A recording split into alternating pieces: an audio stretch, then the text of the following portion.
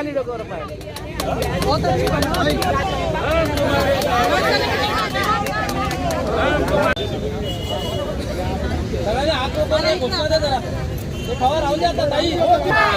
मागे हे उभं नको राहू, हे बाळा हे उभं नको राहू, खाली बस. मग बरोबर आहे, आम्ही मागे उभं राहून करतो ना.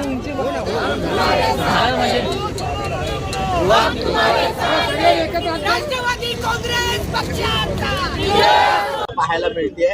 गृहिणींचा जो काही आर्थिक बजेट आहे तो कोलमडताना पाहायला मिळतो, कारण गॅस सिलेंडर जो आहे तो महागलेला आहे.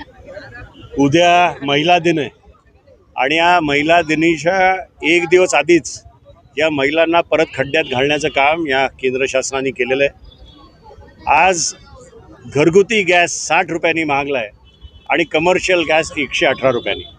म्हणजे तुम्ही म्हटलं तसं की आज 5-6 दिवस झालेत या इराण वॉरला आणि ऑलरेडी आपले पुरी साहेब जे आपले मंत्री आहेत ते म्हणतात की आमच्याकडे मुबलक साठा आहे.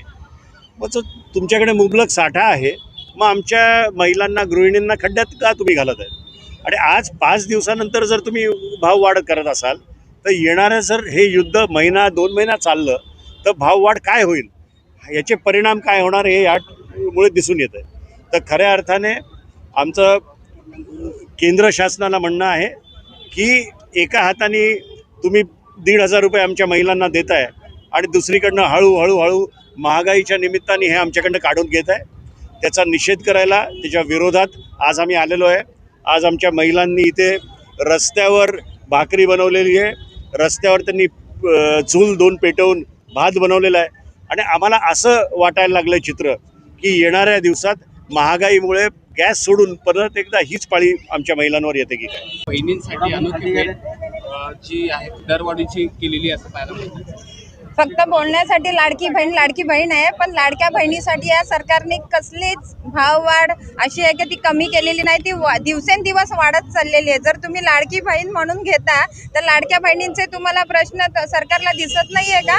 त्या गरीब महिला कशा करत असतील, कशी ती बहीण काय करत असेल, काटकसर करून जे पैसे जमवत असेल स्वतःच्या संसारासाठी, हे अशी दरवेळी त्यांची भाववाढ होत राहिली तर कसं होणार बहिणींचं?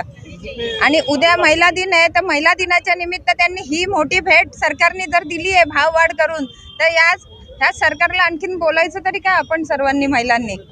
आणि काय करणार आहेत? आत्ताशी 8 दिवस झाले आहेत तर भारताचे आणि महाराष्ट्राचे आपले हे हाल आहेत.